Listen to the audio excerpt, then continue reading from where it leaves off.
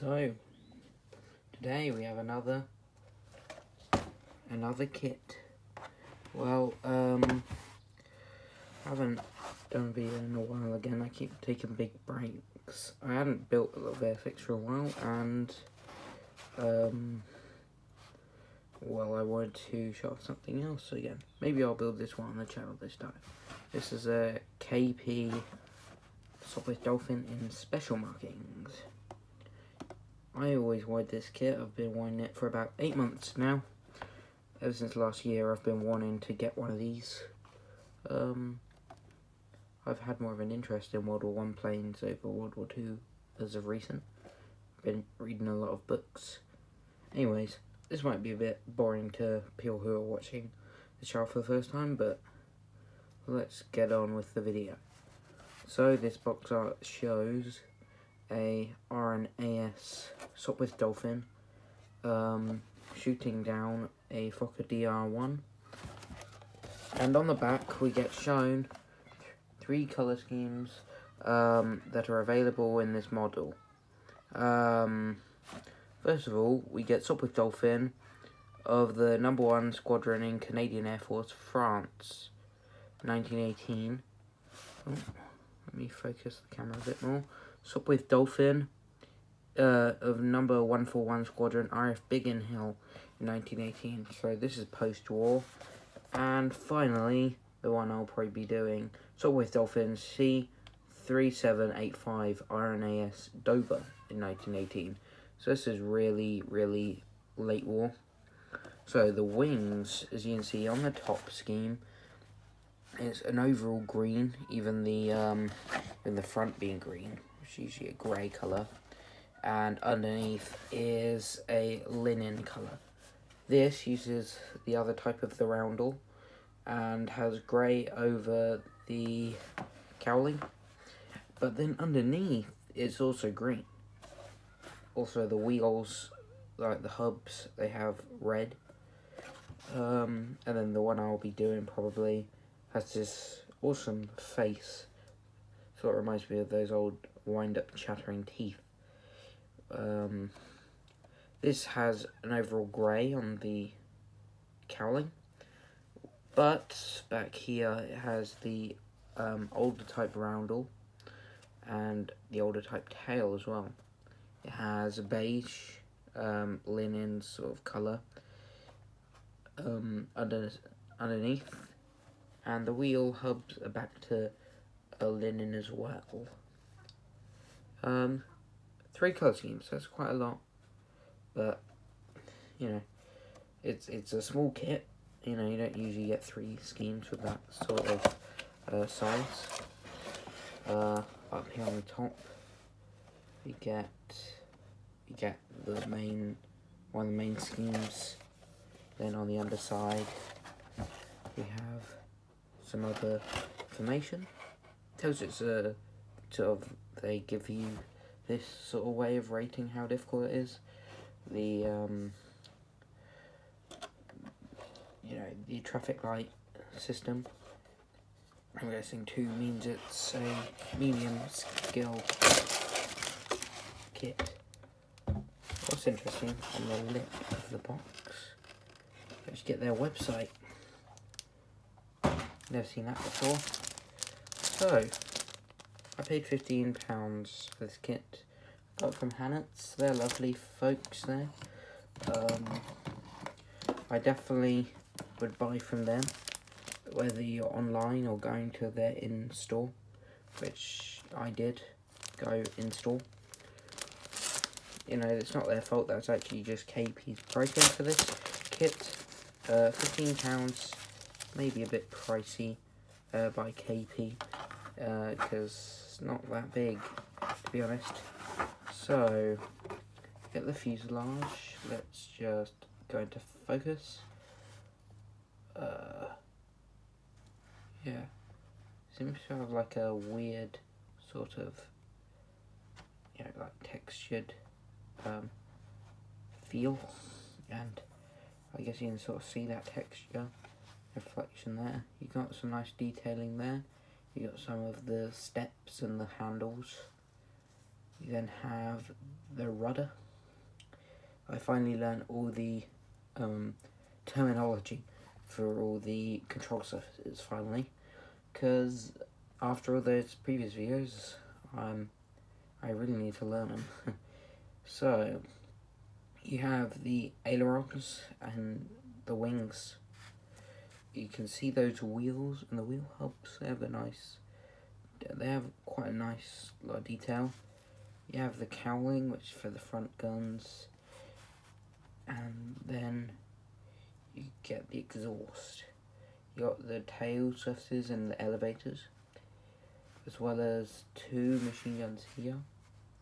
Propeller, what looks like a footstep. Some like sort of bombs. Oh, I'll see where those go. I'm not sure if they'll be included in this a lot of colour schemes. Okay, I don't remember them being here. You got the other side. Got a bit more of the cowling where the exhausts go.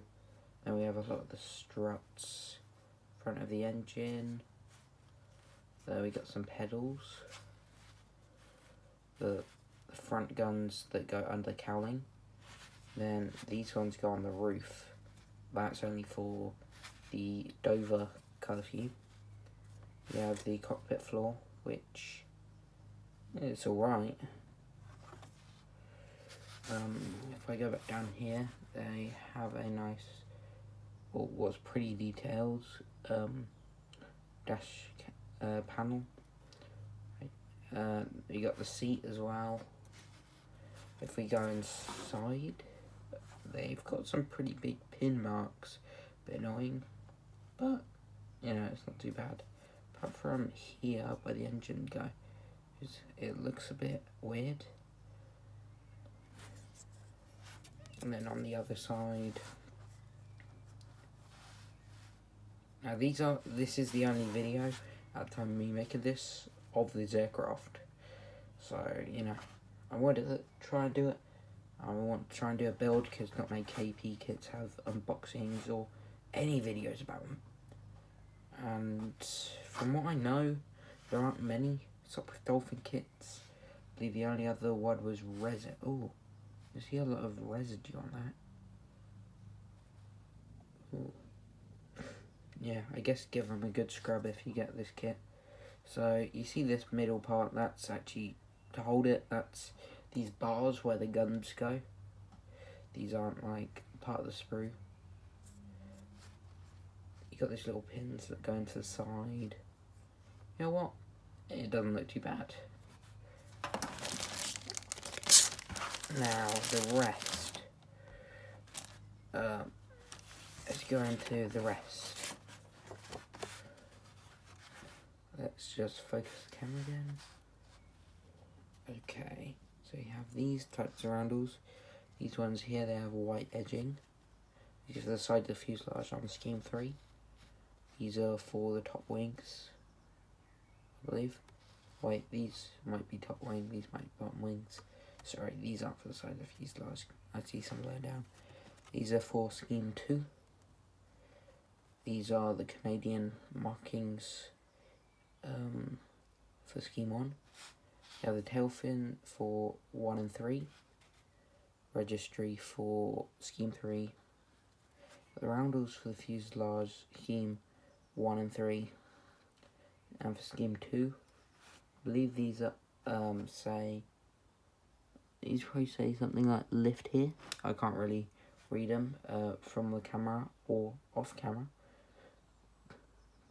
I assume that's what it probably says. You have the face, which looks a bit different than it does on the box art, as well as the eyes. You got the seat belts and these parts that come out to the holes in the fuselage. You got these 2 stars for Scheme 2.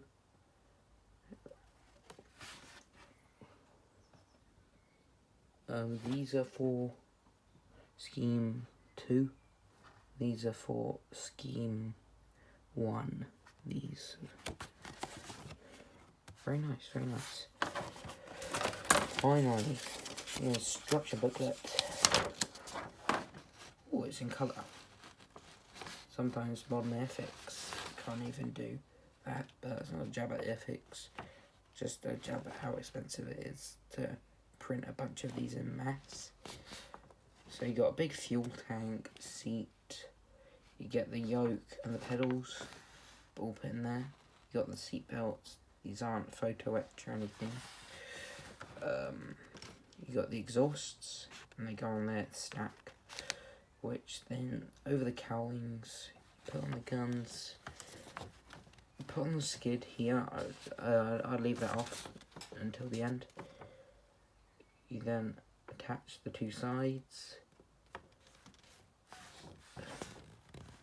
as well as adding the console in there. Put on the elevators and rudder before attaching all the wings, all the struts, the landing gear, propeller, and the front of the engine cowling. So they give you two options, either one gun or two guns, but from what I've seen, only Scheme 3 uses the top guns. They have 4 frontal guns instead of 2 like the others. And then we get this, it's just a sopwith dolphin. Like, if you see lots of kits, you might assume this is like stencil data. No, I don't even know what that's for. It doesn't. I guess this could be for rigging, but it doesn't really show any rigging in detail. So, yeah, that's the front of the booklet quickly. Just shows you all the part numbers, the colours you'll need. And it just tells you what those mean, those symbols. They're used in the booklet. So, let's pull out the box. What do I think of this? I think it's good. I don't think it's probably worth as much as it was, because the sopwith triplane you get much more plastic, yet it is cheaper.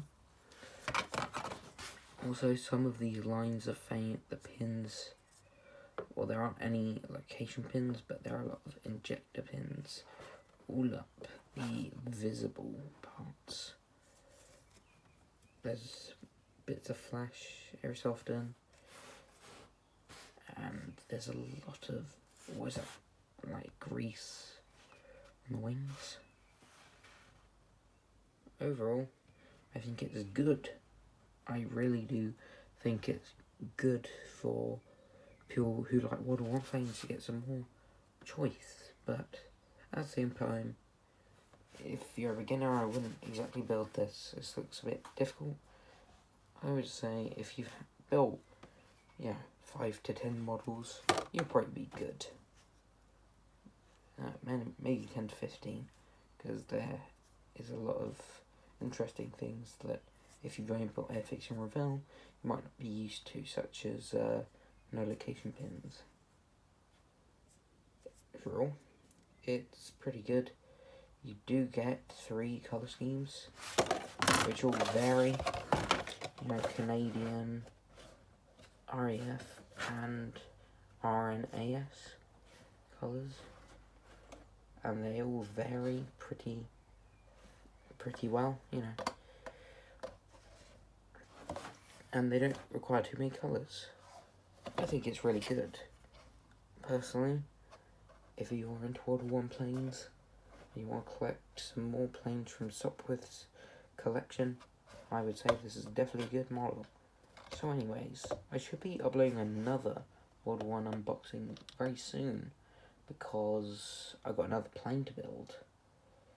That one looks even more difficult, so we'll see how it turns out. Anyways, I'll see you in the next video, and I'll see you again soon.